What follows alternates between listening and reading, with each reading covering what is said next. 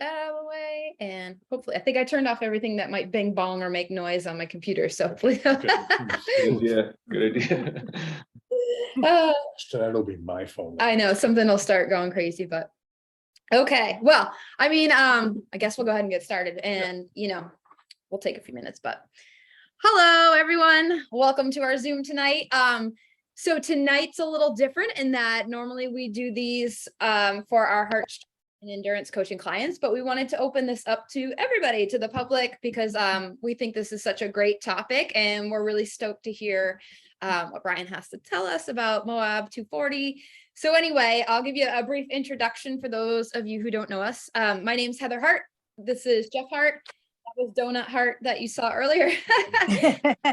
And we are the founders of Hart Strength and Endurance Coaching. We are a strength and endurance coaching group. We've been doing this for 5 years today. Yeah, today's our 5-year anniversary. Congrats. Yeah, great job. Both of us have been in the fitness industry for much, much longer than that, but it was 5 years ago today we decided we want to work with runners, especially ultra runners. We love the trail running community, and we also work with a lot of obstacle course racers, adventure racers, basically anyone who loves to play in the dirt. Those are our kind of people. I have a few roadies. Yeah, I do Yep. too. And I went on the treadmill. There's nothing against it. That's just kind of what our niche is. But anyway, so that's who we are. And we're super excited to have Brian with us tonight, Coach Brian Passenti. I don't even know if I'm ever saying your last name correctly. Totally right. Nailed it. Good. Because I put names often. But anyway, so Brian is one of our coaches. He joined us earlier this spring. And it's been just so awesome having him on our team. He brings so much experience, in the ultra community, very different from what we have over here on the East Coast. For those of you who don't know Brian, he is an ultra running coach, a running coach. He has worked with everyone from high school cross country runners, track and field runners. And Brian, I believe you ran cross country and track in high school as well, right? I did run track and cross country. Yeah. That's right. I'm like, I think I remember him saying he was a very fast kid. Yeah. Yeah. But so Brian lives out in Colorado with his wife and daughters, and has an extensive ultra sign up list. Holy cow. Like let's all admit we all creep everybody's ultra sign up results. Right? I'm not the only one. So you should go look at Brian's. They're pretty awesome. But he's got 7 Leadville 100 finishes. Yeah, right. Two lead challenge finishes. Let's see if I get that right. That's in the same calendar year, all in the same summer, right? It's the Leadville 100 on foot, Leadville 100 on the bike, full marathon, half marathon, and a 10K. Full marathon and a 50 mile and then a 10K. That's right. And the 10K is the day after the bike. The bike. Yeah. See. So that man means business right there. He's also got 2017 Desert Rats stage race overall win. That's awesome. A ton of other races, and what we're here to talk about today, 2 Moab 240 finishes. Wow. So, I don't know a lot of you who are here now, but personally, I've got 3 100-mile finishes, and like, I can't even fathom taking, another 10 miles beyond that. Never mind 140. So anyway, we brought Brian on tonight. We want to hear all about Moab 240. And then we would love to hear about, training for and racing these distances beyond 100 miles. So obviously you just did the 240, but 150, 200 miles and beyond. These are becoming more and more popular. It's like the new, what is it? Like the 100 is the new marathon and the 200 is the new 100. So we got to stay on top of it here. But anyway, so Brian, welcome. Thank you. Thank you for being here. Thank you guys. I've really enjoyed working with you guys for the last 6 months or so, and you guys have been nothing but great. Thank you. Yep. The programs are working. We're knocking on that. We're gonna rule the world someday. That's right. That's right. Us and Donut the cat. So I'm going to start because I get to be the one talking here. I've got questions for days for you. And then I know a lot of our clients and viewers have questions too. So we'll kind of like this is going to be totally informal and we'll just kind of, go with it. But everybody watching, if you have questions, feel free to type them in the chat and I'll kind of keep an eye on them and we'll ask Brian as we go. So first things first, Brian, why? That was actually why 200, right? That's the question.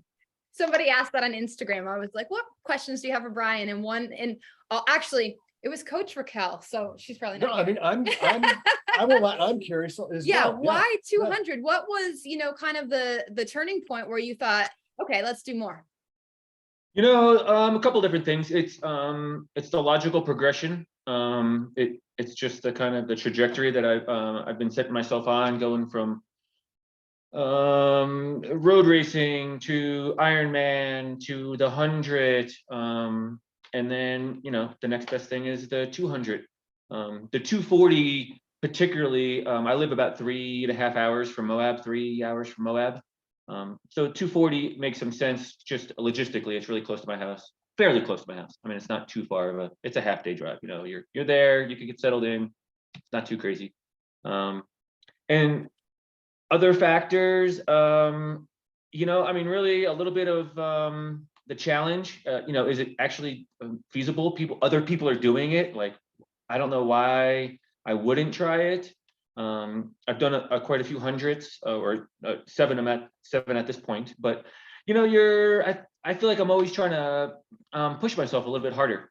See how much farther I could dig deep down into and pull out some miracle run or race and finish. And I've been fortunate enough to do the 240 twice now, and both times it was amazing. Different stories, but still amazing experiences. That's awesome. I get the location thing. We do the same here. Like, we have some very miserable local races, and I say miserable, love Chad Hoffa if you're watching. But it's kind of like, well, it's here, might as well. Yep.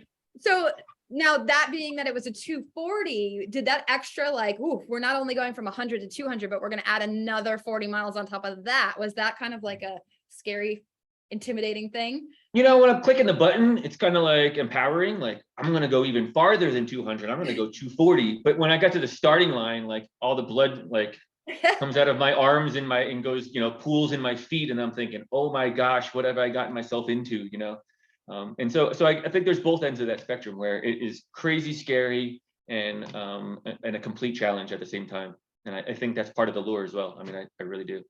Absolutely. Yeah. Seeing what we are capable of is both, like, some moments you're absolutely intimidated and terrified, and other moments you're like, I could do that.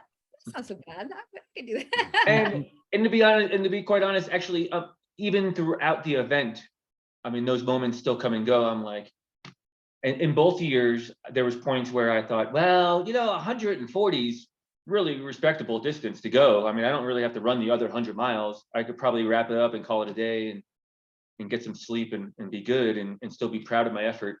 I mean, so even during the event, there's times where, I'm touch and go as far as like, am I in this thing or am I not in this thing? I think around the 180 mile mark and about both of them is where I was like, I overcommitted at that point, and I kind of knew I can get it done, But even up to 140, I was still like, is it really going to be my day or not? Are the wheels going to fall off, or when are the wheels going to fall off?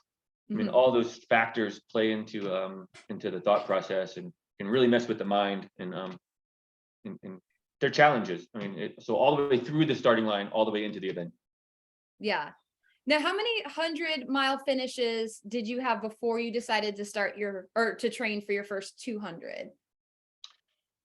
So I raced in 2020 Moab, the COVID year. So I think I've only done one other. So I have 6 Leadville finishes prior to doing the 200 the first time. Yeah. So you felt pretty confident. You're like, okay, I know how to suffer through this. So yeah, I did. And I had those some scary finishes that were really close to the cutoff. And so I've been, closer to the front and closer I think it's just him, because everybody else is still. Oh no. Brian, are you there? Oh, what is it? Can you hear me now? Let's see. Technical difficulties, everyone. Beep, hold please. I need one of those like the sign. Yeah. Hello. Can you hear us now? We lost you for a minute there, Brian. Oh, sorry. That's okay. We lost you at scary, almost cutting close to the cutoff finishes prior. Oh yeah, and so I've had that experience before. I've been, a little bit closer to the front and really close to the back end of the event, and and you just get experience from that. Yeah. Yeah, totally. So I want to hear about, before we get into the like training and coaching side of it, I want to hear about Moab 240. I want to hear about your experience. So like, can you tell us a little bit about the course, especially for us East Coasters who know nothing but swamp and, mosquitoes and rocks and trees? I imagine this is very different. It is. Moab is very, there's lots of rocks, but it is kind of sandy and dry. It's a high desert type of scenery, lots of sandstone. Essentially, we start, if you're familiar with Moab at all, we start on the north end of town, right on the Colorado River. In a quick description, we run about 40 miles west, following the river, before we start heading south towards the south town below Moab would be Monticello. And we run towards Monticello into Bears Ears National Park, and down into that area, into Shea Mountain, is one of the aid stations. So we run south for, another 80 plus miles before we start rounding the corner and turning east and north at the same time and heading on an angle. At that point, after Shea Mountain, we hit Dry Valley. And at Dry Valley, we run some roads, probably about 35 miles or so of dirt roads, and a little bit of pavement in there. But they're basically staring down the LaSalle Mountains, which are the signature mountains for Moab itself. They're just on the east side of town, and we're just staring them down for 35, 40 miles before we eventually get there. So it feels like it takes it literally does take like about a day or the afternoon to get there. When you see them first light in the morning, you don't get there until nightfall. And so it's intimidating, and they're fairly big. I mean, they're not big compared to Colorado, but I think that you guys would consider them big. I mean, they're challenging. I think there's something like 6,000 or 8,000 feet of gain in the last 80 miles or so, and you go through 10,000 feet, up to 10,000 feet in the LaSalle Mountains, and we whittle our way through these like 12 micro peaks in the LaSalles. And just kind of whittle our way through them. And then the last 40 is a descent on some decent dirt roads, and then the inevitable famous Porcupine Rim Trail. It drops us back into the Colorado River. We have a 5K of bike path pavement to the finish, and we're done. I make it sound pretty easy, but it's pretty far. Oh yeah, yeah. Well, I mean, my first disclaimer here is that we consider like any bridge a lot of elevation gain. So that's life in the Southeast here. Yeah, you said 40 miles downhill, and my first thought is like, oh, that's cool. And then I'm like, oh, that's horrible. That's probably very painful at that point. Yeah, it's it rolls. I mean, it's not directly downhill, and it's actually, I ran it this year, but I've walked it 2 years ago. And so it's sort of manageable, but you're also late in the game. You have 200 miles in your legs, and it could go either way. You could either walk it in, or you can trot and try to save a little bit of time in there. Yeah. So let me see if I get this correct. So correct me if I'm wrong. In 2020 you finished, but this year you finished 10th male and 11th overall, and you took 14 hours off your time. Correct. So in 2020 I finished in 90. It's 96 hours. I mean, I'm rounding up, but it's like 95, 35. I want to say it's something in there, and I think I was 44th or 46th. I don't even know, but I was somewhere right around there. And this year I was 11th overall, 10th male, and I came in at 81, 52, 21, or 82 hours. So from Wow. 96 to 82 hours. I think it's like 13 hours and 48 minutes, or roughly just shy of 14 hours. But essentially, if we round up, it's about 14 hours of difference. That's amazing. You know how people who have toddlers are like, my toddler is 32 months old, and you're going, yeah, wait, totally. let me do the math. So I'm sitting here going 82 hours. That's 1 day, 2 days, 3 days. Like, how many days? Only ultra runners. That's how we count. It's 3 days and 10 hours. That's amazing. 72 So hours. It's 3 days. Yeah. I would love to hear about your training and kind of what do you think was different between 2020 and this year? Was it maybe your training specifically, or just having Well, it's a shameless plug, but I actually hired a coach. Yeah, good for you. So it's a shameless plug for all of us. But I did hire a coach this year. I did Leadman prior this year as well. So I did Leadman as a lead up for Moab, and so I did all 5 races in Leadville. And I struggled on the bike at Leadville in 2018, and so I hired a coach that had running and biking specific coaching attributes. And Coach Larry nailed it. We got along really well. He's an old school guy. He's still getting after it. And we worked together well. The training was just perfect. And as much as I'm a coach and I like coaching people, I also enjoy having a coach. It keeps my workouts. I might prescribe a workout for you, but I won't take my same advice from myself. So having somebody else look at my own plan makes it way easier. And so I just did the work that Coach Larry sent me when I could. And we didn't butt heads or anything, but we got through it, and he nailed it. We got all the way to Leadville, and I finished Leadville. And a couple of days later, we talked on the phone. We had 7 weeks until Moab. And he said, I have no idea what I'm doing at 240 miles. And so I said, okay, that's fair enough. I said, I'll try to take it from here. But he laid down the foundation and the base and the lead up, and even the 100-mile run, which was an event and a race for sure, but it was also a lead up to Moab 240. So that 7-week transition, I worked on the specifics. I worked on climbing a lot more. I did 3 14ers in a row. And some other local climbing, just really straight uphill kind of stuff.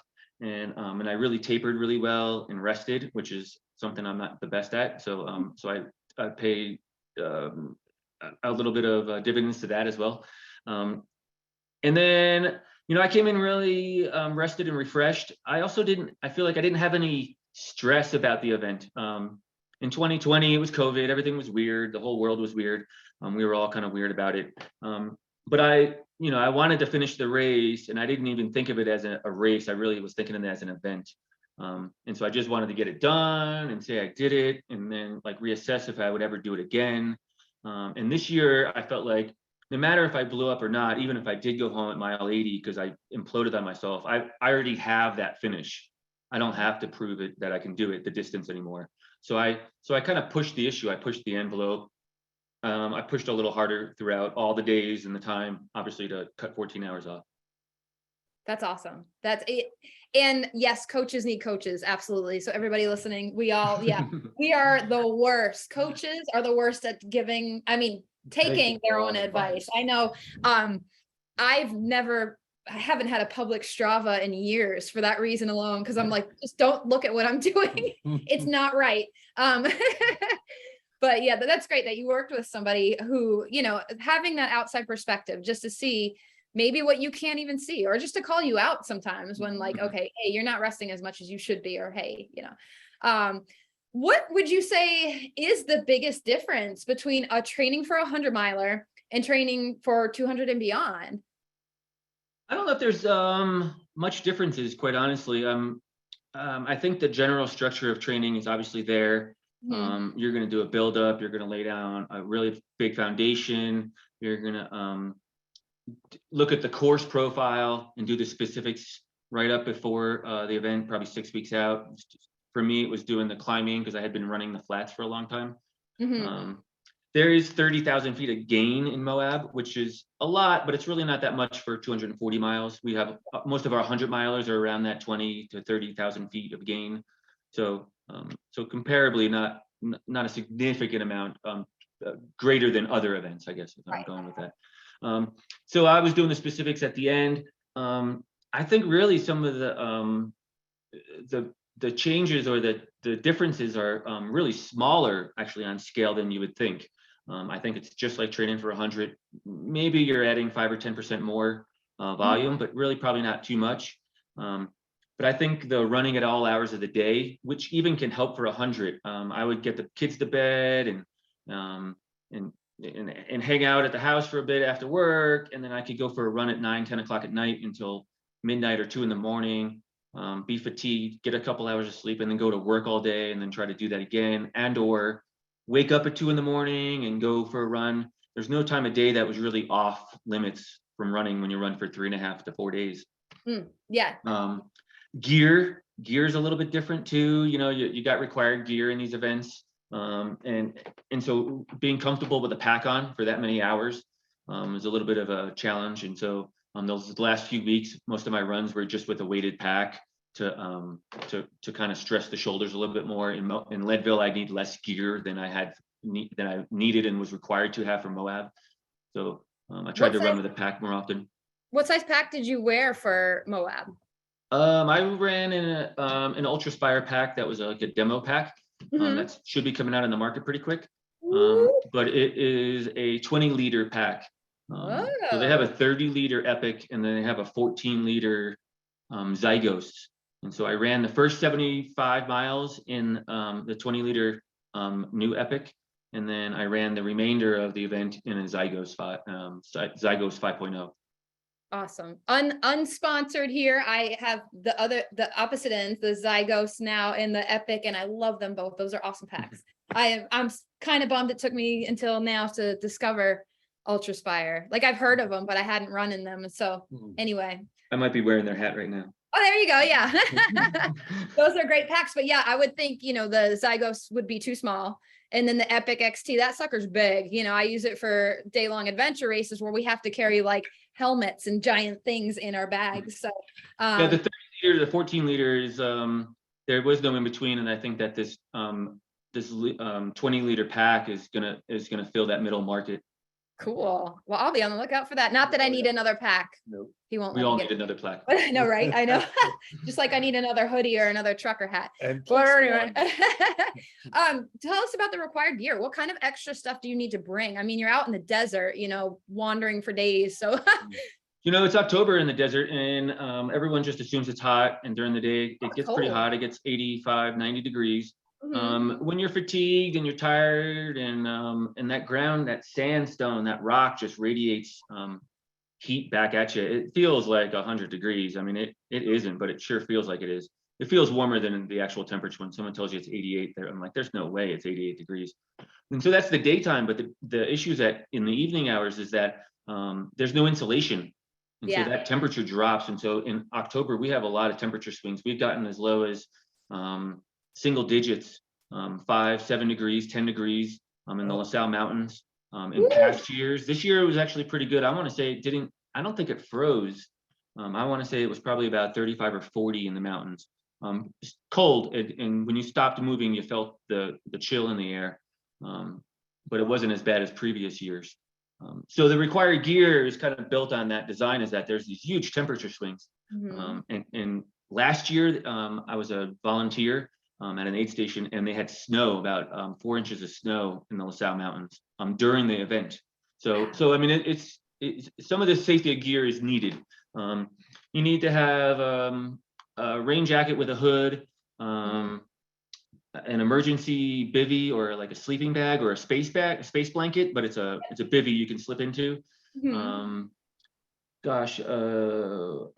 headlamp with an extra battery. You have to have your phone charged, because we have the map and the route on Gaia or some sort of app on our phone.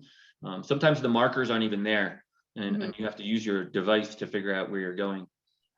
A whistle, a hat or a buff, just a long sleeve thermal, waterproof pants. And so I built a Ziploc bag full of this required gear and tried to just keep it untouched. 5,000 calories, I want to say.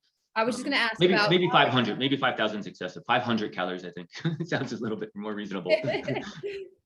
Yeah, that'd be a good That's a day's worth. Ziploc bag of goodies right there. That's quite a few Happy Meals. Mhm, right, 5,000 right. calories, yeah. Like a pumpkin full of Now, candy. but that said, how often do you come across aid stations in this race? Aid stations, the farthest ones were about 22 to 23 miles Okay, apart. that's a ways, Wow. yeah. It's a stretch. And then the closest ones were 13 to 14. Okay, And they yeah, that's- vary back and forth. This year we were only able to go, our crew was only able to go to every other aid station. Okay. And it worked out well. It was a good strategy. That they had issues with the land permits and the sheer distance of the event. There's probably a lot of permits. We're crossing a lot of different land types, I would imagine. And so going to every other aid station was a little bit different than 2020. In COVID, we went to every aid station because we didn't have sleep stations or this common area. So we just went to our vehicles in 2020. But this year I was able to get out and hang out in a tent and do those things. So a little bit different, but it still worked out well. At the opposite or the non-crew stations, I used drop bags. And I didn't put anything crazy in them. I just kept some food out there, some extra calories. Because if you're going 13 miles and another 13 miles without crew, you're essentially at a marathon at that slower pace, that duration for 3.5 days. It could be 8 to 10 hours that you're out there before you see your crew again. So calories were a little bit of a concern for me. So I did use drop bags at those aid stations. Oh yeah, those can come in handy for sure. We do have some questions regarding, food and nutrition coming up in the chat. So I'm going to ask while we're on this topic. Somebody wants to know, how many liters of fluid did you carry with each of those packs? So it's a great question. It looks like it's Sally. Yeah. Hi, Sally. Hey, so we were actually, so go back to requirements. We had to carry, you had to be able to, the capabilities of carrying 2 liters of water with the strongly suggested capabilities of carrying 3 liters of water. There's this 122-mile section where it is completely exposed to the west. So you get this late day sun, super hot, super cooked on these rocks all day long. And it's just really far. This one particular section, people usually run out of water. And so they have a drop bucket out there. It's like 26 miles total, but the water drop is 4 miles out. And then from there, it's 22 more miles to the aid station. So you have quite a bit to go. Yeah. So you fill up, and I did use a full 2-liter black from Ultraspire. I used a full 2-liter pack or bladder in my pack, but I also carried 2 water bottles, one with a filter and one regular flask. I actually fared well this year and moved efficiently throughout that section. I finished with 1 full bottle on me when I got to that next aid station. So I only used 2.5 liters of the 3 that I had on me. That's not bad. Now this is like naive East Coaster here, but you had a bottle with a filter. Where do you get water in the desert? Well, there wasn't any actually. It was multi-purpose for farther down the course in the mountains where there is water. Okay. But I just thought if I was going to keep I was going to carry 2 bottles, one of them might have a filter. You never know. That's true. Some flash rain comes or some creek is just running. You can filter it out. There is a lot of cattle out there in some of those flatlands grazing, so you don't want to drink as like some of that water. Yeah, you can tell who has only been to the desert once very briefly. So so let's see, we had another Mindy wants to know, what type of nutrition did you carry? Do you have a favorite brand or type of food you like to eat? What I carried, I used Morton's gels. I used the caffeinated and non-caffeinated Morton's gels. It worked for me. If you look back at my posts from a while ago, I bought the whole array of gels and goos, and I tried them all at different days. And Morton's is just plain blah, no flavoring. It is like, it is the blast thing there. There's just nothing to it. It's just gel, literally gel. And then they make gel with caffeine in it. And I enjoyed the not having any flavors and just kind of using the gels. So I brought those for the caffeine aspect. I'm not a big gel person, but I just had those as a backup plan. I think they give you like 160 or 180 calories per shot or whatever per little packet. They're pretty high in carbs, I think, that one. I haven't tried them yet, but I've heard good things about that brand. And then I try to eat real food outside of the gels. I try to eat real food. So I'm big on these Nature's Way or Nature's some like fig bar, like a Fig Newton bar, but a healthy one, maybe not Nabisco. Not that I'm not knocking on Nabisco, but a fig bar. I like the blueberry and I like a raspberry, and I go between them.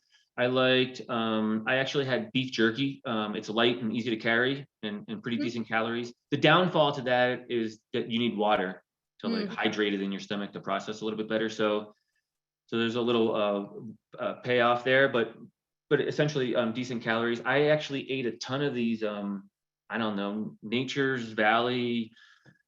Oh, my friend Mark would know. Nature's Valley peanut and fruit bars, or nut and fruit bars. That's what they were, and they're just like gummed together with something. And I just saw them in the grocery store, and I was just trying to load up on calories and things I could stick in my bag. I also had a ton of candy on me, like Halloween candy. I had M&Ms, peanut M&Ms. I had Sour Patch Kids and the Swedish fish is what I'm trying to say. But for some reason, for the first few days, I didn't have any desire for sweets. Everything I wanted was savory. So the candy wound up sitting there for a long time before I used it. That's I just made me think we should all go trick-or-treating. Be like, save up for Save up for ultra next runner season. here. I just need some food. Yeah. So a rumor is this is what's Candace's race company again? I always forget. That's not Destination Trail. It is, okay. Rumor is they have like made to order food at the aid stations. Like so what was your favorite? Was there one thing you were going for like at each aid station? You know, it's funny. I think the first day I was on savory, like I was just saying. And so when I rolled into these aid stations, what worked for me in 2020 was like cheeseburgers. I don't know why, but cheeseburgers. And so they wanted to know, you know, like, oh, like how do you like your cheeseburger? And I'm like, I don't know, just like everything. So these everything burgers kept coming pretty different because they're different aid stations and what everything is a little bit different to everyone. So I got one with guacamole and salsa and bacon and lettuce. And then I got another one with like mayo and mustard and pickle, you know, I mean, like, so like the everything was kind of like a little loose of a term. Like it was like surprise. It was like basically like surprise me, you know, like I didn't know what I was getting, but I tried burgers for the first day and they were fine. But when I got to a aid station farther down the line, I was running with another participant at the time, and they asked him what he wanted, and he said, "You know, it sounds great right now." He said, "A big plate of scrambled eggs and bacon." And I don't know why, it was one of those spur of the moments. I was like, "Oh, that sounds great too. I'll have that. Whatever he's having, I'll have the same thing." And so I ate that. So basically the whole next 36 hours, I think I ate bacon and eggs at every aid station. And it's quick too. Actually, it was a little quicker in the process of making it and getting it on a plate for you. Yeah. Easy to chew. Yeah, and easy to chew. That's almost finger food. You can run down the trail, bacon and eggs. Yeah. Put it in your pocket. That's right. Pocket eggs. Pocket eggs. For everyone who hasn't met Jeffrey, he likes to put food in his pockets during ultras. And if you ever need a friend, he'll offer you like a pocket cookie, or you just never know what he has. That'll be pocket eggs. Pocket eggs. There you go. I might pass, but thanks. Pocket eggs. No, pocket bacon, you could probably win more friends with. Ooh, pocket bacon. Well, for anyone that's on Team Vegetarian like we are here, this one just discovered Beyond Meat makes a jerky now, and he's obsessed with it. So you might have to try that in a race. Oh yeah, my friend, my pacer and buddy and crew, I think he might even be on here, Mark. He swears by the jerky bacon too. He was or jerky or fake jerky or whatever it is. Yeah. He was trying to feed it to me, and but I was like, I'm already eating bacon. Like I can't go backwards. You know? Like, yeah, I would say that's probably not a good one to experiment with on race day. Who knows what it's actually made out of? But anyway, I'm sure you don't know the exact numbers, but if you had to guess, how many calories per hour do you think you were taking in? You know, you feel like I feel like I'm staying up on top of it as best as I can. But the reality is we're 2 weeks out from the event, and I weighed myself yesterday and I was still 2 pounds lighter than the start. And so my scale broke, or the battery died, and we didn't know how to fix it. We figured out it was the battery, but we replaced the battery just the other day. So for the 2 weeks leading, or the exact 2 weeks leading up to yesterday, we didn't even know how much weight I lost, but I've just been consuming just mountains and mountains of food. Between myself and my 11-year-old, it's like an eating competition at our house right now. We're just devouring everything, and I'm still lighter than I started the event. I don't know. I mean, I'm obviously, what I'm getting at is a calorie deficiency. But gosh, I mean, I'd be taking a complete guess. I have no idea. But I mean, I ate what I felt like was a ton of food, and I ate really well. And my crew would tell you that I ate when they didn't tell me to, and I didn't have to get the reminders like I've had in other events where they're like, hey, you haven't eaten in an hour and a half, you should probably have something. I was already unwrapping stuff and just kind of eating along in the process. That's a game changer when you can stay on top of that. I think that's been one of the two biggest lessons for me in ultra running that took me years to realize, that like it doesn't matter if you don't want to eat, you're going to eat, or you're not going to do, you're not going to have a good race. So that's great that you were able to do that. Related topic, Pip would like to know what you are using for electrolytes. Hi, Pip. I used I don't know if I used anything for electrolytes. All that bacon. Yeah, basically. No, I don't think I did. I usually use noon tabs. And I got this weird deal. Actually, I got it from Michael McKnight, if you guys know who he is. But I will eat and chew on it like a sweet tart. Sweet tart. Yeah. And then I'll wash it down, as opposed to like exploding my bottle, because like the carbonation in the tab will like expand your bottle, and then the thing wants to pop in your face. So I will chew it and like get it down, and then I'll wash it down with water so I'm not ruining my bottle. But I usually use a noon. I didn't use any noon this time, and gosh, I can't think of if I used anything for electrolyte. I had some Gatorade in my crew vehicle. I think I only drank maybe one and possibly two throughout the whole weekend. So it wasn't like it wasn't the electrolyte, Yeah, it was basically a drink. Yeah. Had some salt in it, but that was about it.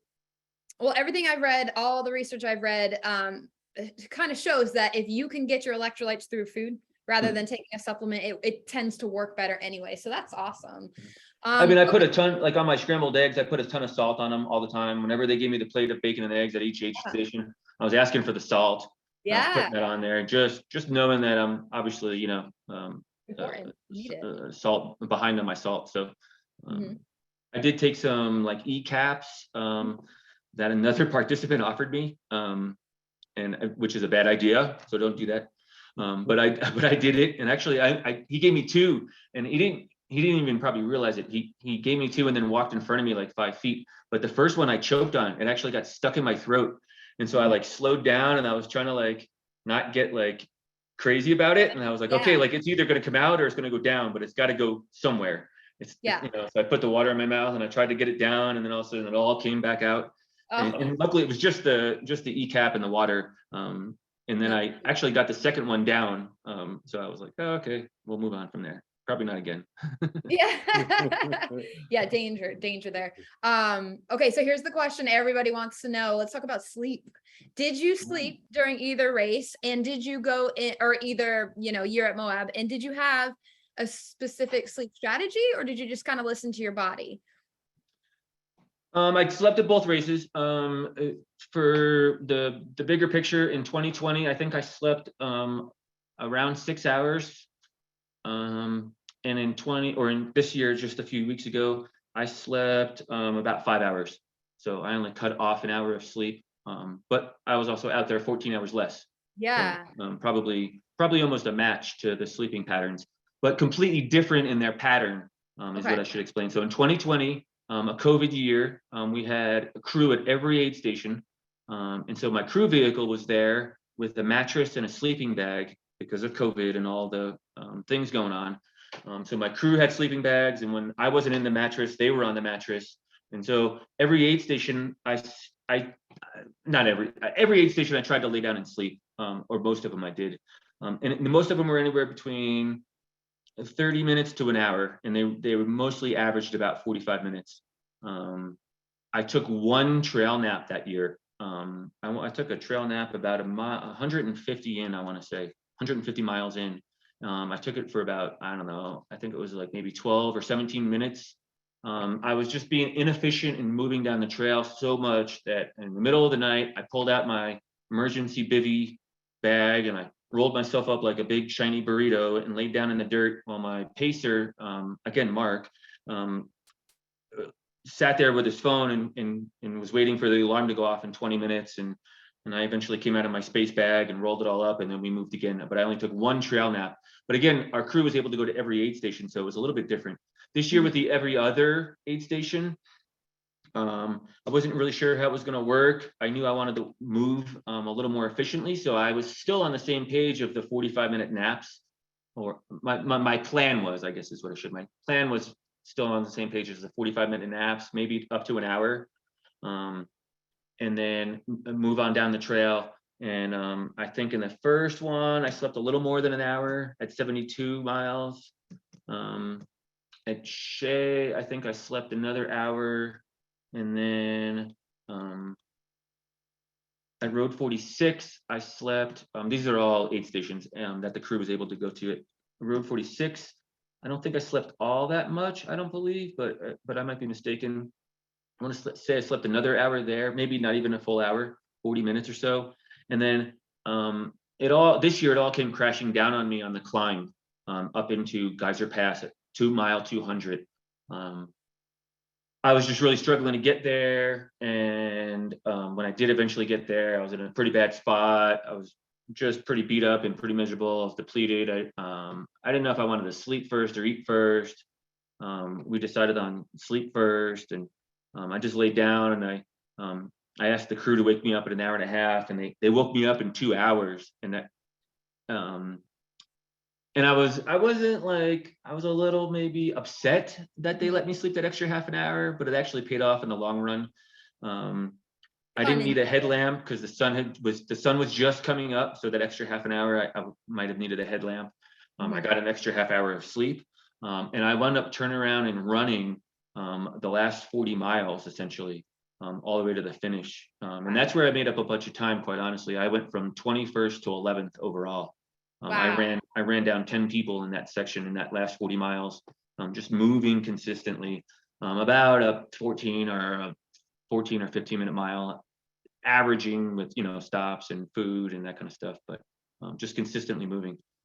I would say that nap paid off then. The 2 hour nap did pay off in the long run. I was a little upset initially when they told me, hey, you've been sleeping for 2 hours. And I was like, I thought we said 90 minutes, and so, but also this year, added to that, I took a dozen or so trail naps at any given point. It was more mild in the evening hours this year than the previous year that I had done it.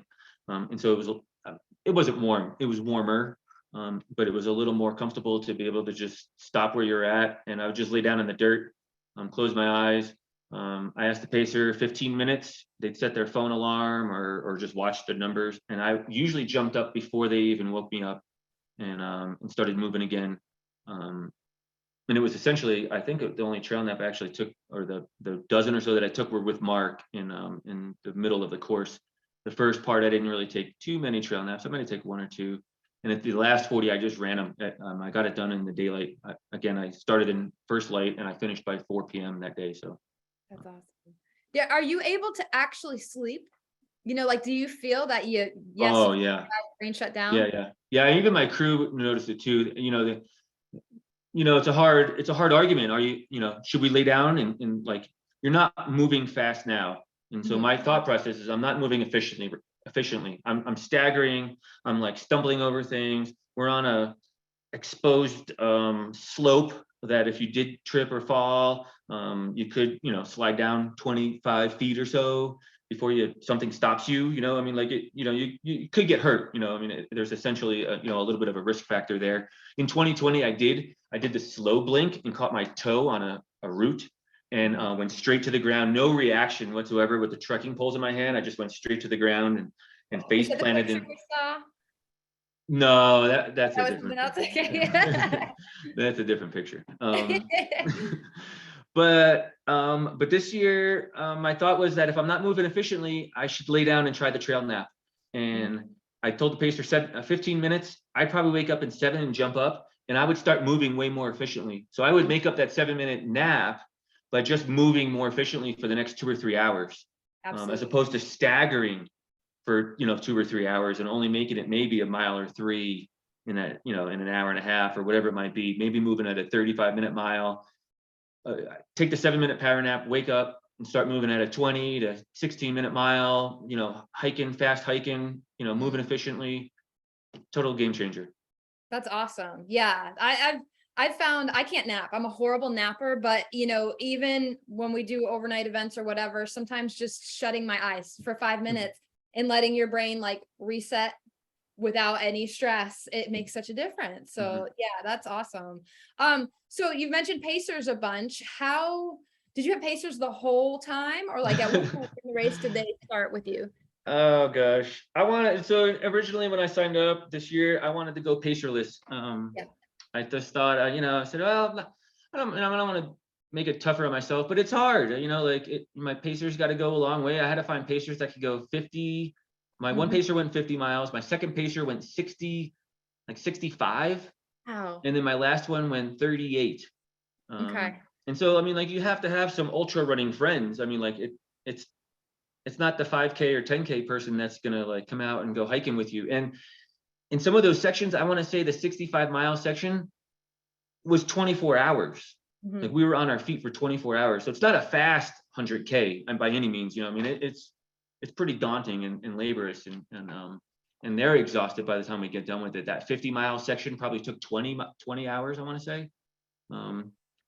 So the initial goal was to go pacerless. I did Leadville pacerless, and I was successful in it. I completed it. I did it. I just had crew. I just had my wife and kids at the aid stations and some friends that were crewing everybody. But I had no pacers for Leadville. And I realized at Leadville at the end, I was like, this isn't that much fun. And I'm like, why am I not having fun? And I'm like, there's no one to share it with. It's just all inside of myself. And of course the finish line is, fun and there's excitement and that kind of stuff, but there was no one leading up to it. And I think that I would have benefited at Leadville to have a pacer near the end, because I was out for a brisk walk. I was really moving well, but I think I might've ran and had some excitement, and I'm a social person. I like to talk and so to get inside myself wasn't an issue. It was the fact that it was a little lonely, a little boring almost. And so quickly right after Leadville, I decided I had to find pacers. I had to figure this out. So I got Mark's always down for an adventure. So Mark was in for the 65-mile section. I got a friend of mine from Denver. He came out for the 38-mile section, and I was really at a struggle for the first 50 that we could pace. It's from mile 72 to 121 or whatever that is, something like that, math wise. And so I kept searching and people said, I might be able to help you out. In the last minute, a random guy on Facebook said he'd do it, and no questions asked. He had done the race last year, so I kind of knew that he had some experience with it and that 51 miles wouldn't be taxing him like in a super crazy amount. And his name is Lee, and we had a great time. So I got to know somebody like right off the get-go. I met him at the aid station. Shook hands with him, met him at the aid station. I'd never met him before. We talked on the phone once, but that was about it. So I had 3 pacers. I did a section, I want to say it was about 17 miles or so. I did one of those sections between pacers by myself. And I left the aid station and started chewing on a granola bar. And 2 runners came right up on me and were like essentially going to run through me. And so I started, I ate my granola bar and caught up to them and ran with them. And the 3 of us talked for hours in that section and ran really well. They happened to be from Colorado as well. We knew a lot of the same locations and stuff like that. So it kind of worked out. I didn't really, need a pacer in that section, and it was dark and nighttime. I'd done it before, but again, still kind of that boring and lonely. So yeah, I think it's doable without a pacer, and a lot of people do it. Without pacers or crew, you could really live out of these aid stations, and the aid stations are super stocked, and there's a ton of food at them. They have drop bags for almost all of them, and it's completely doable. But I'm a social person, and I kind of enjoyed sharing in that with other people. I've got to say that's one of my favorite things about the ultra running community is like you go from strangers to friends. Like I feel like I could look at my Facebook friends list, and at least a quarter of these people I met during a race, and we're like best friends for life now because we, peed on the side of the trail and shared Skittles together. It's like now you're bonded for life. It's awesome. It's so I cool. hope those Skittles weren't in Jeff's pocket. Probably. Yeah, I know. They might have been.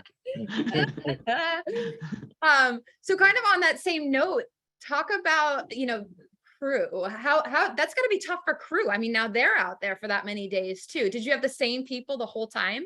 Oh, I had the A team. I have the team that's dialed. So Adam is the owner of Do Big Things Crewing. Mhm. It's a pacing and crewing business.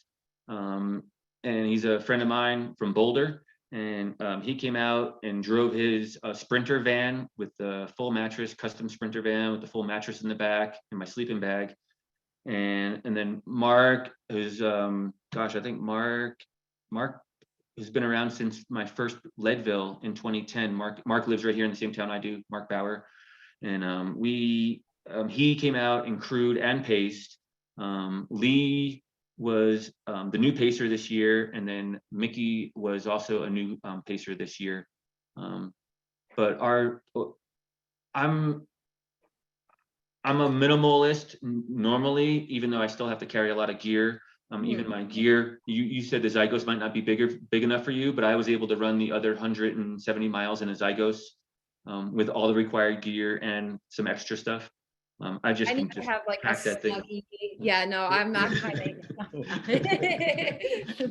But I was able to do it that way. And so my gear reflected that as well in the van. I had all my gear dialed in Ziplocs with labels on them, like the sock bag, the glove bag, the hat bag, thermal pants, thermal shirts, all the replacements I needed. All the food was in clear Ziploc, so I could easily replace it. The process was, it was like a NASCAR pit crew team. I would come into the aid station and we'd pull wrappers out of my pockets. And so I started out with a bunch of food in my pockets, and whatever I ate, I just wanted replaced. So it was just really simple process of, I ate these 3 bars and these 2 gels and these M&Ms, and I want all that stuff replaced. So we just open up all the Ziplocs and fill it all back in. And those guys would do that, after the first time they got it. And so I would lay down and they would fill it and replace everything while I was sleeping.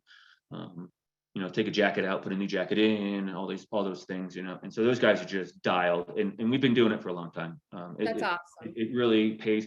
There were some crews out there that we saw that were, like my mom and dad are showing up. They've never been to an ultra before, and we're like, we get that they're being supportive and helpful or trying to be, but they have no idea so the runner winds up coming in and having to unpack their bag and repack their bag because dad and mom don't know how to do that. So really having that experienced crew with you is a game changer. While I'm laying down and trying to get sleep, they are emptying the pack and repacking it, and it's just dialed. The same with foot care. If I go into that real quick. Yeah. I don't normally wear socks. It's a weird thing that I do. I normally don't wear socks. Even at Leadville, most of the time I don't put socks on until about mile 60. Just for the last 40 miles home. I've just always ran without socks on my feet, even as a young kid in middle school. And so my feet are conditioned for that. And in 2020, my feet were pretty banged up and beat up. I did put socks on about mile 50 or so, I want to say, at Moab in 2020. And this year, I thought I'd try something new. I thought I'd try wearing socks from the beginning. What? How did that work out? Those things are pretty cool. Socks are a pretty cool invention. They're just amazing. It's amazing what they do for your feet. Yeah. So all joking aside, in seriousness, I used a Run Goo foot cream and just lathered up my foot with it, pasty white, just all pasty white on my feet, and then inverted the sock, put it on there, put the shoe on, and I carried an extra pair of socks for the every other aid station. And then every aid station I saw my crew, we'd strip off the socks, clean off my feet, new Run Goo, new socks. And then I did go through 4 pairs of shoes, and I really like to go through different shoes just to mix up the feel of my feet more than anything, just to kind of work different angles, and maybe one shoe's just giving me that rub in that one spot. So I'll go to a different shoe and it gives me a rub in a different spot, but at least it's not the same spot as the last shoe. Right. It's not like any shoe's better than the other one. They're just kind of working through the cycle of the process, I guess. Yeah. And you're a topo guy, right? I normally run in topos. Yes, I used, oh gosh, I can't think of their new shoe. Pursuit, it's called. I used the Pursuit for the first 72. It's 0 drop. It's a little thin, but they say it's cushioned, but I want to say it's probably like 20 millimeter Okay. stack height, but it's 0. And then I went to, then I went to an MT, the Trail Racer, sorry, the Mountain Racer 2. I went to that one in white, and then I went to that one in, then I went to, I did go to a Hoka, not a Mafate, I can't remember even the model, but I actually didn't break in the Hoka enough, quite honestly. And that started to give me some weird rub spots. So I got out of that and put on the Mountain Racer in that lime green colorway and ran all the way home with it. And it was just awesome. Yeah. I've got to know, I'm still stuck on the sock thing. Everybody loves those toe socks and I can't stand them. Did you wear toe socks or regular socks? Yeah, no. I wore regular socks. I mean, I can't stand socks already. So even regular socks were a little bit, were a stretch for me. So to put on toe socks is, you might, if I'm not able to walk, you might be able to do that. But otherwise I'm going to put on no socks at all. Oh, it looks like Pacer Mark confirmed it's a Hoka Stinson you were running. Oh, yeah.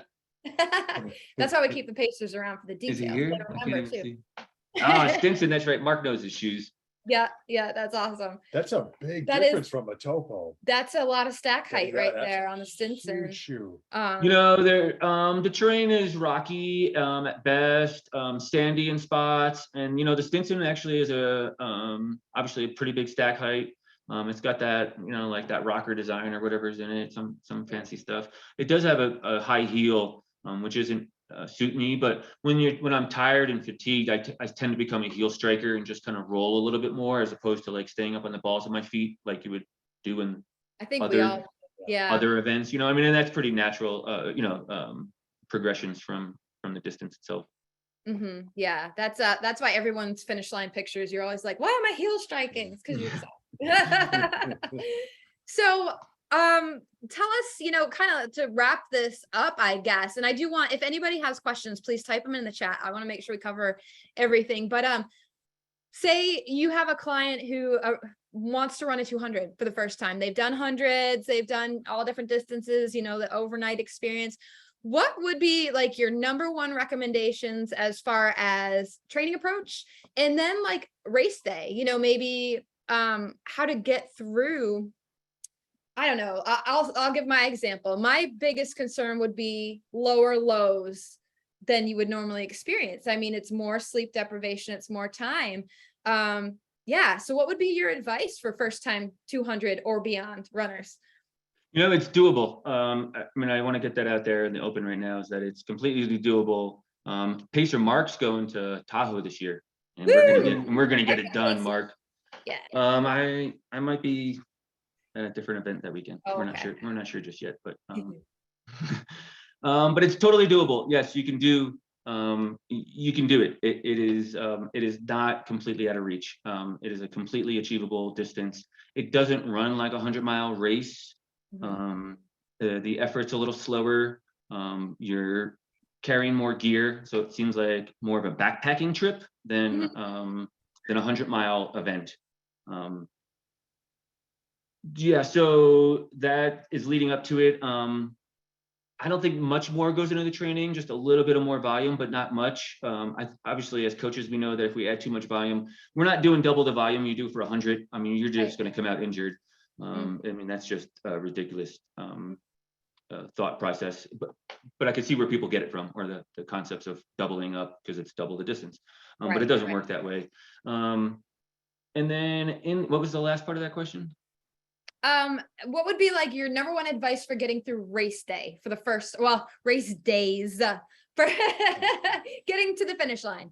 When I stand on the starting line, even in both years, even when I stand on the starting line of 100 still, even after all these years of standing on quite a few starting lines, it's hard to stand there and think, gosh, like here we go. I'm going to run 100 miles. Like it doesn't seem like fathomable. And so to say 240 miles, like you can just, I mean, I might as well just go back to the camper now and go back to bed. Like it just seems so scary to think of the concept of 240 miles. So I think you have to break it down into smaller pieces, aid station by aid station, and maybe the aid stations aren't working for you. I've gone like, I mean, moment by moment almost. I mean, I've counted paces where I'm walking 100 steps and I'm running 100 steps. And that's how, bad it's gotten, where I'm just staggering around and trying to figure out if I can move forward or not. The lows are lower and the highs are higher. We know in the ultra world that we get these waves and the waves start coming and the seas get a little rougher. And as that time stretches on, those highs become way higher and those lows become way deeper. And as long as you can hold on to the fact that if you hold on through the low, you can get to that high. In 2020, my highs and lows this year weren't as severe as they were or my highs this year. My swings this year weren't as bad as they were in 2020. My highs and lows in 2020 were really dramatic. I was with Mark's wife, Leanne. She was pacing me through a section where I laid down in the road, like in a paved road, and she had to stand over me and block traffic so people wouldn't run me over. I couldn't move another step, I thought. I laid there for 8 minutes. I contemplated all my life's decisions to get to that spot in the road. And I thought, gosh, this is really ridiculous, And in hours later, probably 2 hours later, after reaching the aid station, a half a mile away, it took me probably about an hour and a half to get there. Just staggering around, just barely getting there. I ate some food, I slept, I woke up, we started moving again at a really slow pace. And then 2 hours later, we were singing Dave Matthews songs running down the road at a 12-minute mile. And the highs are so high and the lows are so low. I mean, it's just incredible. The rule of thumb at 200s for those lows is that you can't quit until you've eaten 2,000 calories or more and you've gotten some sleep. And so actually in that lowest of lows, that's exactly what I did. I thought, I was ready to message my wife and be like, hey, just bring the car up to this aid station and we'll take everyone out for burgers and we'll be done with this mess, we'll just be over it. And then somehow it came to me like, oh yeah, I remember reading it or hearing it, or maybe even Candace said it or something. Like, you can't quit until you've eaten 2,000 calories or more, and you can't quit until you've gotten some sleep. And so I thought, well, that. I'm at the wit's end here. Nothing's working. So let me try those two things. And I didn't feel great leaving the aid station, but I felt a lot better. I was walking. And then within half an hour of walking, I was trotting.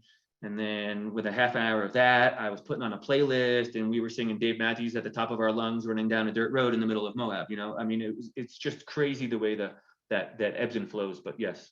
That's awesome. I looked at him when you said that because we've got some 72 and 50 hour adventure racing, coming up, which is very similar in the sense that it's nonstop. It's not, a stage race. And I'm going to remember that 2,000 calories and sleep. Then that's such great advice. Yeah. So we've got a couple other questions in here that I do want to cover real quick. And I actually want to ask them before we get into these because they're related. Strength training. Did you do any strength training? We know you ride your bike, but did you do any kind of other training besides running and riding? I do a lot of yoga, and I wouldn't say that's falls maybe under strength, but maybe flexibility. Yeah, absolutely. I'm a huge proponent of yoga for myself. I am not the best at strength training. That's okay. But all my athletes watching out there, you guys should still do your strength training. Heather is watching you too. Yeah. Don't do as I do. Yeah. And I can't help but wonder, I'm thinking about carrying that pack, especially with all that extra gear, which is more than what most people are going to carry for 100-miler, especially one where there's an aid station every 5 miles. You're going to want a stronger core, back, shoulders, or you're going to be hurting by the end. But yoga is fantastic for that. I mean, we lift 5 days a week. I love strength training, but you put me in a yoga class, I get my butt whooped. So that's fantastic cross training. But that kind of leads into these questions. So here's one. Are you keeping track of any metrics like heart rate, RPE when training for the 200? And if so, what do you use? Yeah, I'm on both your guys' platform, which is Final Surge. I dabble in there a little bit, but really I use Training Peaks as well.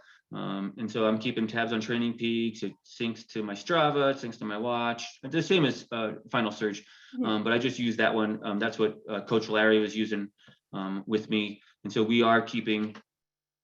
Hello, can you hear me? Oh yeah. Sorry, I looked at my cat. Oh no, I blacked. Everyone paused for a second, so I thought it was me. So yeah, so I am using Training Peaks. I'm using heart rate and RPE. I'm using both actually, and they kind of go hand in hand. I was in a Zoom this morning talking about training, and we're using heart rate to build the workouts, and we're using RPE to give a better description of what that heart rate zone should look like. So we're trying to marry the two a little bit. And actually we're even using respiratory rates to put a third layer on top of it. So like a zone 2 should be nice, easy, controlled breathing. It could be RPE of 3, 4, maybe 5, and a heart rate of whatever your zone is, So you got to get all the metrics and all the data.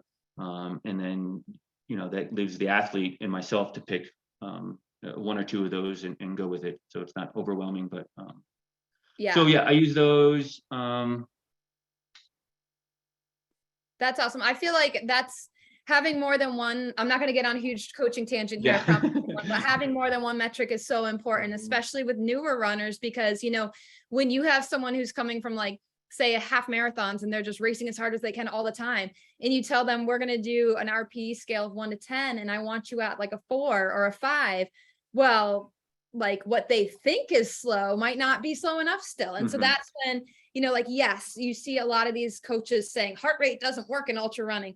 Well, right. It doesn't to an extent, but also we can use it as like a boundaries kind of. If I'm seeing somebody pushing zone 5 all the time and they're telling me that it's easy, but they're not able to hold that pace for long, I think you might be lying to me a little. No, but yeah, that's awesome that you're using multiple there. But I can imagine that it's a lot of zone 2 training for 200 miles. Yeah, totally. I was doing a lot of intervals on the bike. I was doing intervals on the run because of the other events in this year. But basically, obviously, most of the gist of the work, probably 70% or better, was zone 2 easy running. Yeah. So we're going to get into some just general coach questions here for you, Coach Brian. How would you recommend training safely in all hours of the day? If you were living in a city or someplace where you weren't feeling safe going outside? I don't think there's any wrong way to train. So I would say if you live in that city and it's not safe, maybe you get yourself a gym membership to a 24-hour gym. You use the treadmill and the bike. I have a treadmill at my house, so I'm able to jump on that at any time of the day. I live in really rural Colorado, quite honestly. I live on a road that goes to a ski resort. And so my issue is that there's no streetlights. So I'm like a Christmas tree at 3 o'clock in the morning running down the street. I have like a headlamp on, a tail light on, I have shoulder reflectors, and like when a car comes at me, I'm turning the bright on before I turn it down, just to kind of like give them the high beams and let them know that I'm out there. Animals probably play into a factor, at least in my situation. But the bears are equally as scared of me as I am of them. Cats are pretty sly, and I bet they've all seen me, but I haven't seen too many cats in the 20 plus years I've lived here. But I have lived in suburbia America. I grew up in northern New Jersey. I lived in Midtown Manhattan for a little bit. So I get those issues and those concerns. You just gotta try to figure out a way to keep yourself as safe as possible. Whether it's, I actually remember when I moved here, I was riding my road bike on a ranch road, and 2 guys in a pickup truck threw an empty pack of beer bottles at me out the side window, empty Coronas. They ripped them down and they tried to break the glass right in front of me. And I tried to chase them down, but then I thought, what good is it going to be trying to fight with 2 guys in bike shoes? It's going to be pretty tough. So I put a flyer out, where I'm going with this. I put a flyer out at all the bike shops and around the parks. And I just said, hey, I'm looking to ride with other people. I didn't even know too many people in the area. I was fairly new to cycling at the time. I said, let's meet at a local park on Saturday morning at 10 a.m. And after a few weeks of it, we had like 19 people show up, and some of those guys are still my friends. And then, you know, of course, you know, Saturday turns into Tuesday evening and Wednesday night rides and Thursday night sprints, you know, I mean, like, so it kind of grew from there. But I had a lot of friends that, you know, and of course they're not going to throw they're less likely to throw a bottle or a pack of empty bottles at me when I'm with 6 of my friends. And so my suggestion, I think, David, is to like maybe find that group and see if you could find a group to run with. I mean, all hours of the day are kind of tough, but you know, I mean, I guess that's one of my suggestions: the treadmill, finding a gym, a safe space. Yeah, I think that's all I have off the top of my head.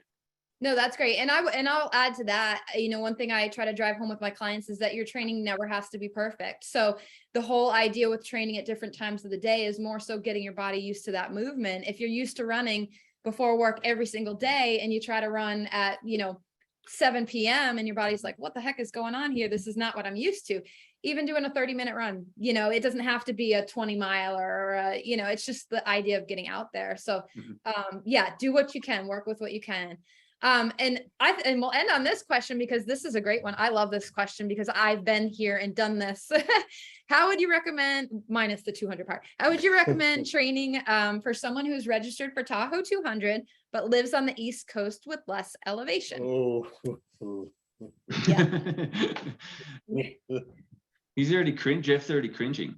Yeah. Well, 'cause I used to live in Tahoe Yeah. and now I live in Myrtle Beach, so Yeah. I know the difference. And and I'll add that, you know, back in 2016, we were living here in Myrtle Beach, and we ran the 6-day Trans Rockies run in Colorado. And so we had to train for altitude, which is, we're literally at 0, you know, feet here.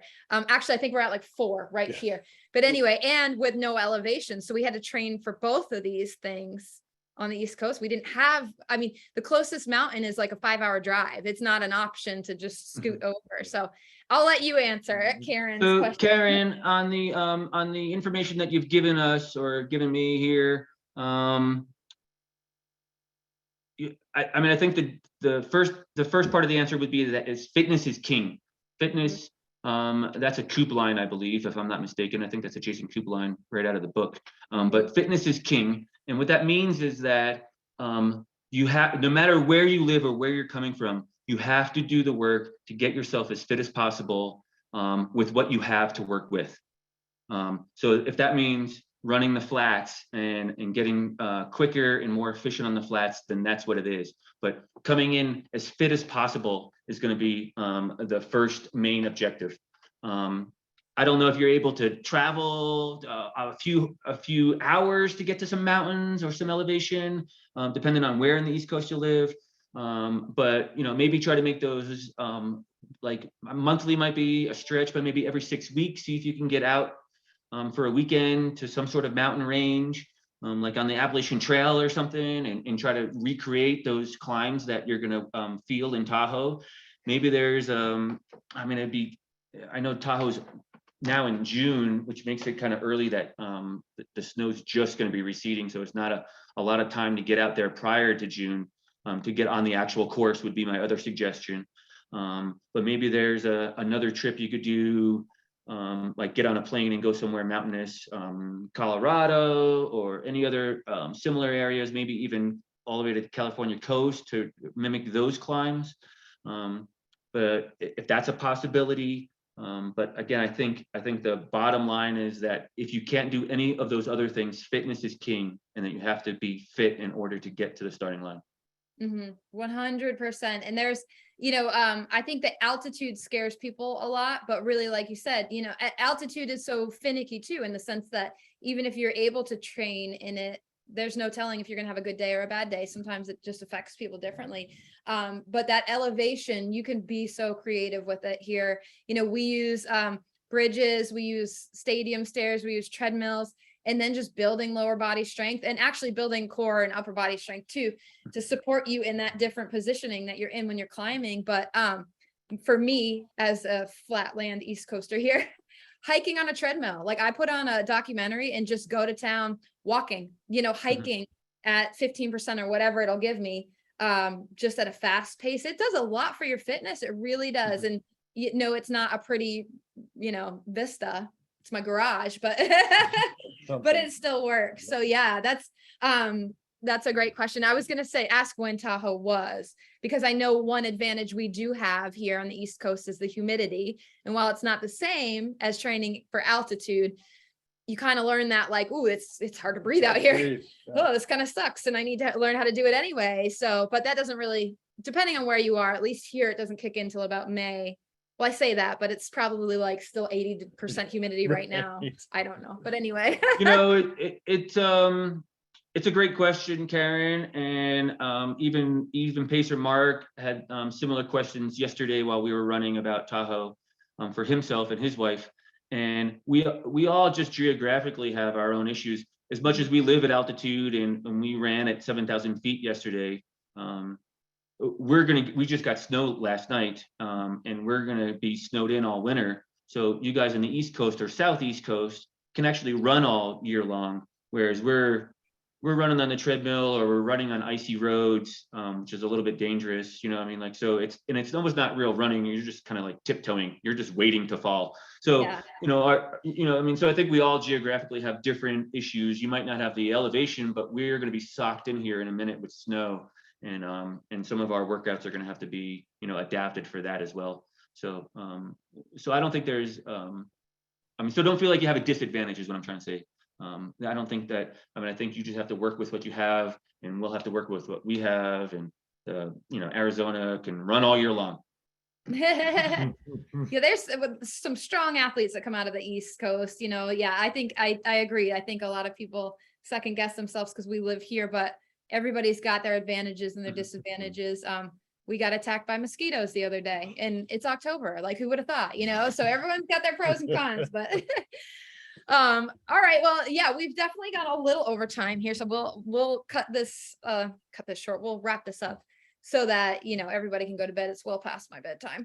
But Brian, where can people who don't know you, where can they find you or follow you? I know you're on Instagram, Facebook. What's your Instagram? I'm on Instagram as my last name. It's Passenti on the Run, and I'm on Facebook as Brian Passenti, and that's about it, really. I don't do the other ones. I butcher them. If I even tried to say what they were, I'd probably butcher them. So I don't know. No, my kids could tell me, but yeah. And you can also find Brian at his website, Altitude Endurance Coaching. And you can find him on ours, Hart Strength and Endurance Coaching. If you need a coach for 200 miler, 100 miler, 50 miler, Brian is awesome at working with clients of, from all different kinds of goals and experiences. Like I said earlier, we've loved having you on the team, and you bring so much experience and knowledge to our team. So we're stoked to have you, but maybe one day I'll need you to train me for a 200 miler, but we'll see how these overnight. I thought you told me you were uncoachable. Oh, She is. true. It's kind of true. I'm the worst, and but I know it, right? Like, know your strengths, know your weaknesses. I'm Doesn't make it any easier. but I have fun, right? That's what matters.